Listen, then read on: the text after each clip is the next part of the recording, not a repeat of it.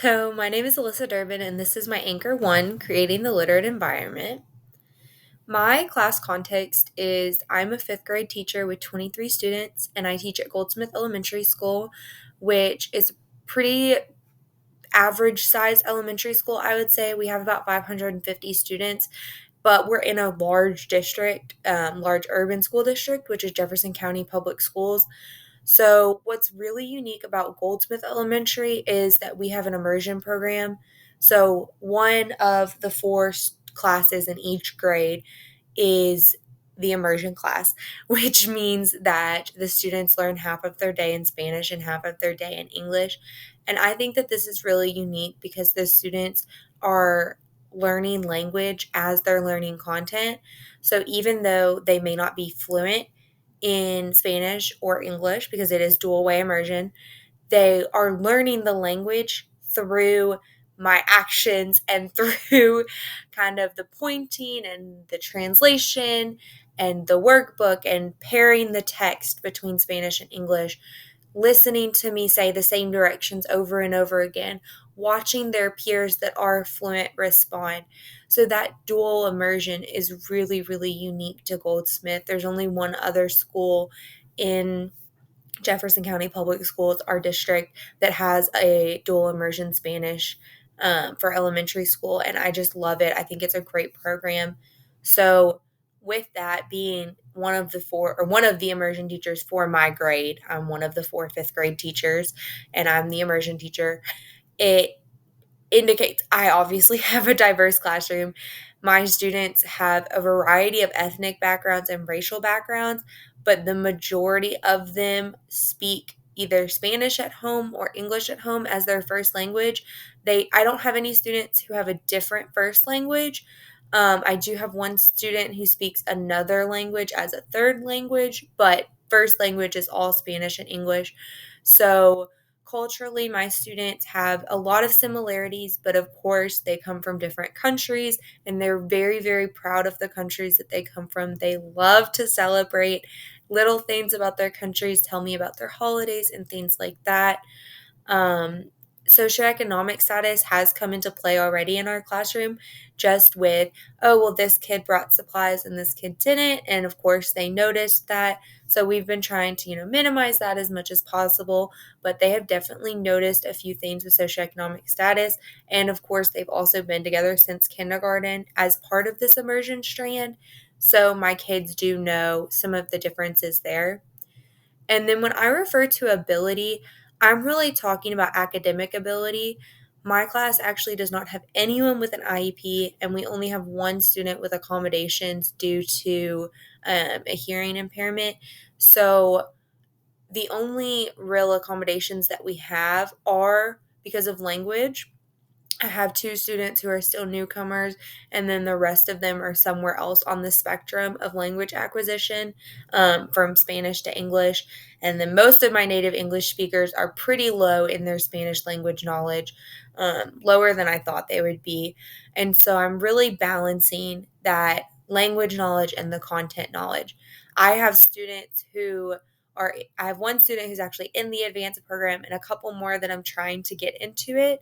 So I'm definitely providing those scaffolds to those students and that differentiated instruction while also making sure to kind of work back and give the correct instruction to those students who maybe are not understanding that content piece in addition to the language piece. So there's a lot going on in my class context, but I really try to focus at the fact that the students can do it. There's so many opportunities. We have word walls, we have partnerships, we have, I feel like I'm an actress of whatever I'm teaching because I try to act out everything that I say. But that Spanish English piece is one of the biggest parts of our classroom context. And then culturally sustaining pedagogy is also super important because in our discussions, I'm constantly trying to make sure that the students are building that knowledge together and then that we're using diverse literature that represents those that are in our class and those that are not so that they can see a diversity of people in their text. The physical environment in my classroom, I am extremely lucky that we have ample resources. Just today, I ran out of, or I never had paper clips. So I went down to the office and I just got 2 boxes. So there was no hold up. There was no like harassing about, oh, well, you need to get some. Like they just gave them to me. And it's so relaxed about supplies that I'm able to get pretty much whatever I need pretty easily. So I'm very strict with my students about not wasting materials, but there's always enough materials to go around, which has been an incredible blessing as a first year teacher. So, as far as the arrangement, I have I have desk with like partners, and then I have small groups of 4 as well. And then my kidney table I use to pull groups, and I'll do this a lot throughout the day. I usually pull groups in the morning. I pull groups during reading time, during math time, and in the afternoon during dismissal. I chose to use black and white decor, and I primarily chose this because I wanted to use something that was a little bit more mature. I knew that my kiddos were coming out of a COVID year where some of them hadn't even been in the building, so I really did not want to use something that was going to remind them of their second, third, kindergarten, first grade classrooms, and I wanted them to feel like it is a little bit of an older classroom and get them ready for that transition to middle school because they haven't had as much of that preparation as they would have had. And then I really like to decorate with Spanish and English posters as well as a lot of student work because they're the ones doing the hard work. So I want to make sure that I'm showing it off. Language is super important in our classroom. My students are valued, which I think is shown through the student work. And then collaboration is key, which I think the main part of that is shown through how I've chosen to arrange my desk. And the students and I talk about this all the time as far as COVID goes. I'm constantly pulling them apart. I've got about 6 inches in between my desk just to keep my students spaced out a little bit for those partners, but they're constantly putting them together. So we have that discussion about keeping ourselves separated and that physical distance to the highest degree possible. I have a few pictures just so that you can see. This is from the beginning of the year before my kidney table was fixed. It was actually just fixed last week, but this is now flipped over and I'm able to use it. I also have individual name tags on the student desk, but they are not on it on this picture. So this is again just so you can see there's desk partners and then there's also the groups. This is my group of 3. I've got, this was back before. This was before when I had more students, but I now only have groups of 4. And up here, I included this picture so you could see that I have my library, which I have added more books to. Thankfully, I was able to get about 100 more books from some family members and through other donations. So I have all that. This is my student supply table, which I really like to have because I think that 5th graders need to be responsible for their own materials, getting their own pencil, stapling their paper if they need to, getting tape, getting a tissue, getting hand sanitizer. I don't want them asking me every time they need to do that because that's not a routine that's going to be feasible in middle school. And then I just included this so that you could see a little bit more of the design that I chose to use. So as far as interaction goes, students interact with one another every single day in every subject. So during their writing time, they're sharing in some way. During their reading time, they're always going to do some sort of think, pair, share, or talk in your group. During math, a lot of discussion. And then during social studies and science, absolutely, because it's a lot of partner work. So that can be partners and that can also be groups. And sometimes I'll say talk in your partner and then share in your group. It's a pretty good routine that we've started to get down. I definitely think that we can improve upon it, and we are. We're getting there, but the interaction is a key component because I want the students to build the knowledge. Instead of me telling them the answer, I want them to struggle through it and build that knowledge. So after they've done that, that's when I invite them to share with the class. And then we get those multiple responses and we can learn how different people were able to solve a problem or how different people thought about something. I really emphasize raised hands and total participation techniques. So having students all do thumbs up or thumbs down or put their hand on their head, finger on their nose, using whiteboards. I much prefer raised hands and total participation techniques. I hate cold calling because I really feel like it puts students on the spot when even if they know the answer, they forget or they're just not able to share in that moment, even if they were paying attention. And I don't like the way that it makes students feel. So I really try to focus on a cold call after a group talk. And I usually warn students before I do that. But I do use a cold call occasionally when I have students that are not participating and I need to get a feel for where they are. I will call on them just to figure out what's going on and what they're doing.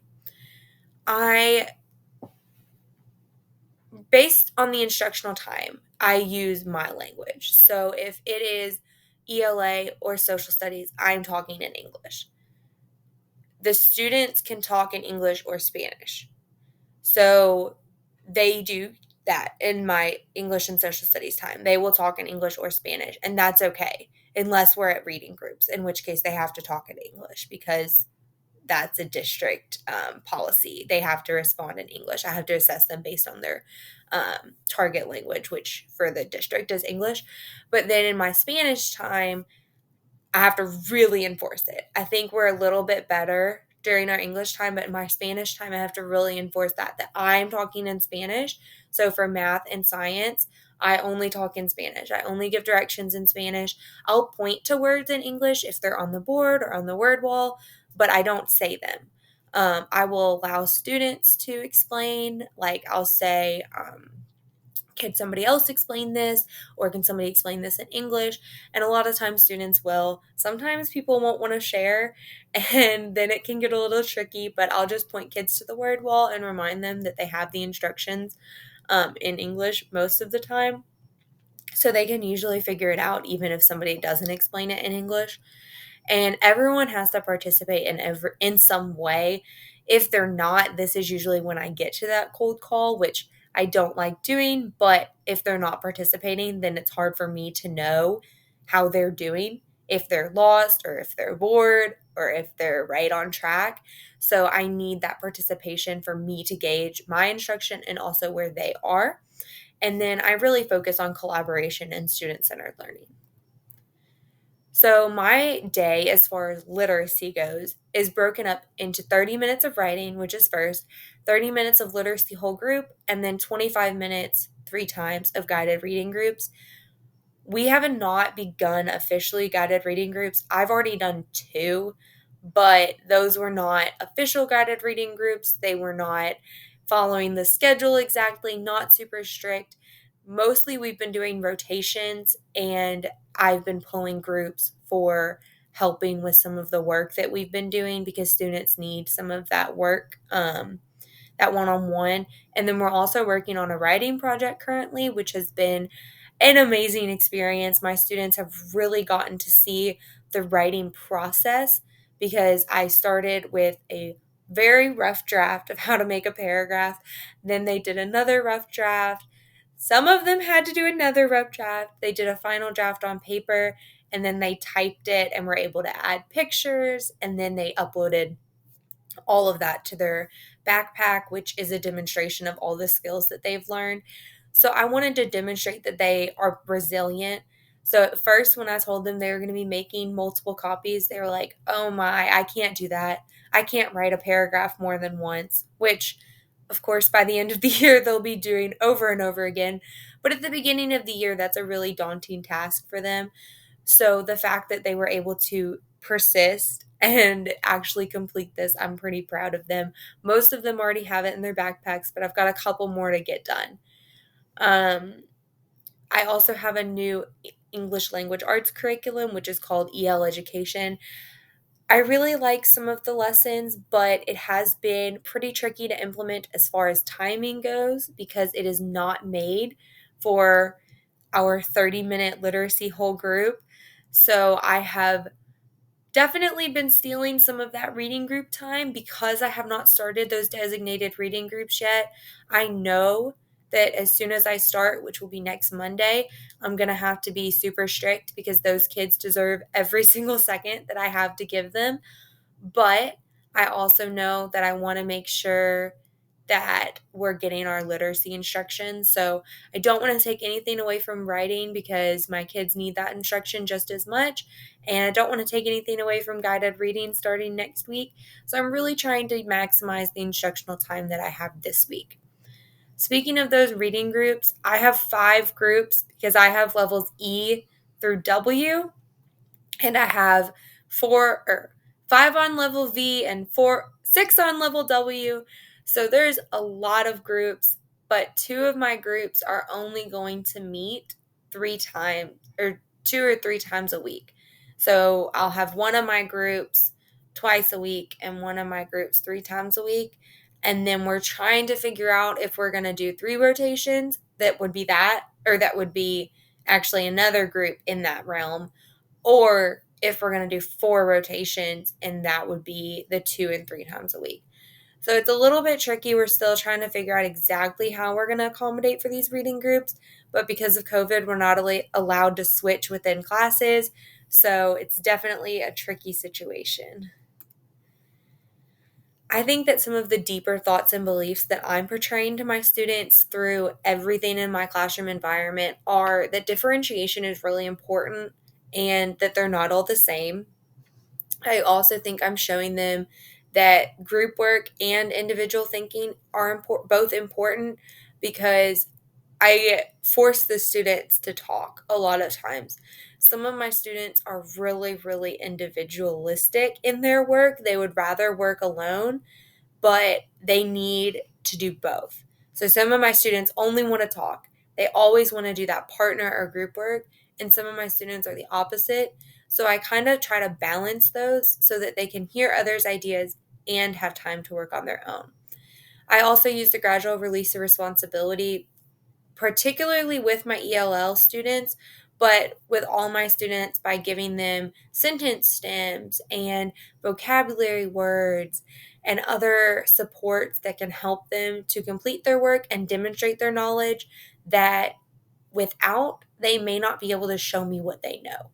Because I know that if they've got something in their brain that they're trying to tell me, if I can give them support that they can tell me it, that's a little bit more knowledge for me. So I'd always rather get that knowledge.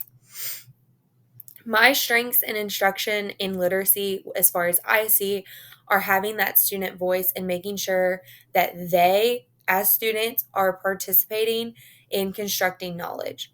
They're not passively sitting and taking notes or just listening to what I'm saying, but rather they're actively participating in constructing the knowledge that they are supposed to be learning, which I think really helps them in actually remembering. Some of my areas of focus, which I purposely tried to make this section bigger because I think that my strengths here are big strengths, and I think that these areas of focus are things that I know how to fix and just going to take time. The first one is the use of time. So I know how to fix this. I need to put timers on my phone and I need to have strict stops at instructional times.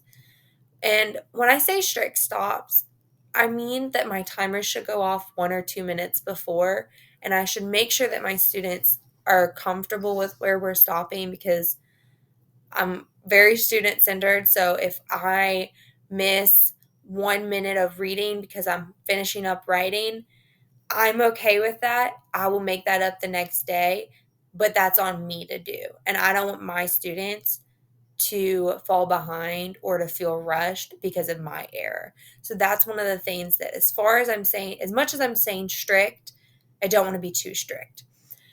Another thing is that I want all students participating and engaged at all times. I need to use those total participation techniques more, and I need to make those group discussions and shares a little bit more effective. Sometimes my students are still not turning around and are still not starting those discussions until I prompt them, which can just really disrupt the flow of the class and take away from their time, which they need to discuss. A big one for me is keeping the target language. So the students will, of course, ask me what I mean. They'll ask me in Spanish, they'll ask me in English. And a lot of times I respond in their native language because it's instinct. And then I'll say, oh no, I can't say that. This is what I meant. And I'll try to repeat it in the language that we're working in. So I really need to think about and I really need to stick to keeping the target language unless I'm working one on one with a student and it's purposeful, it's instructional. um, in order to do that, I need to build that consistency with directions. The programs that we're using for EL education and for math, we're using illustrative math, really help with this because their directions are often the same. But I need to make sure that I'm using the same vocabulary every time also so that students are learning what I mean. I can also have those student helpers who can say what I meant in the other language. And I want group development and student support outside of group time. So, this is particularly thinking about reading groups because I'm stressed about having my reading groups as 5 different groups in 3 different time slots. And this is still up for debate. And I'm still working with a few other teachers to figure out what is going to be the best strategy because we know that next 9 weeks we're going to try to get our kids all together if we can get the okay from our principal. So we don't want my kids on a different schedule than the other classes, but getting those groups to be the absolute best for them and making sure that they have the support that they need, the correct work, that's the right scaffolds and the right differentiation for all of them. Um, I really want to work on this as an area of focus, and I want to do that through professional conversations with other teachers. And I started putting work in their green folder, which is just the folder that I gave them because this way I can put work in that is differentiated. I can keep track of who has turned in which papers, and it's a little bit easier for me to ensure that I'm checking everybody's work in a timely fashion. I think that online literacy is extremely important for children. There are so many books online. It opens up a whole new world of literacy for ELL students because it allows languages in dual languages. It allows assignments in dual languages. For example, today I went through and I made a PowerPoint for our science instruction with the textbook that I have access to in Spanish and English. One side of the PowerPoint has the textbook in English and the other side has it in Spanish. So we are probably not going to go through and read the whole thing, but I am going to put this PowerPoint up for my students to see because then they'll be able to see our vocabulary not only in the definitions, but also used in sentences in context in both languages. So, this can be beneficial for my students that are completely bilingual, my students that are native English speakers who struggle with Spanish, and my students that are native Spanish speakers who struggle with English. So, it'll be helpful for all of the students in my class. And without online literacy, I would not be able to do that because I don't have access to a physical book in English or in Spanish, which is really sad, but I only have the book online. Um, there's also text that my students are currently using for a social studies project that I do not have physical copies of. I don't have enough physical books for my students to do their social studies projects. They would be able to check them out from the library at school, but it was a lot easier for me to tell them, okay, this is your website. I want you to find a book and do your research on the Constitution through this book. So that's the way that we chose to do it because I know that they can learn that research piece through this online text and they're reading books all the time. So I'm not as much worried about that skill in this assignment. Um, I think that students can create and share work in a meaningful way through online literacy. So they're demonstrating their work in a completely different way that can be very meaningful. online. There are books, there's articles, text messages, social media, Google Docs, Kahoot, PowerPoints, and these things are all things that they have to read and they have to be able to produce language in order to engage with. So this was my last slide, and in conclusion, I really feel that literacy is important, specifically in my classroom, because my students are constantly learning new things in Spanish, in English, reading, math, science, social studies, everything. They're always talking, they're always reading something, and we're always having conversations about what they're learning. So those conversations can be engaged more and can be more beneficial for students based off of what I choose to do and my personal pedagogical choices.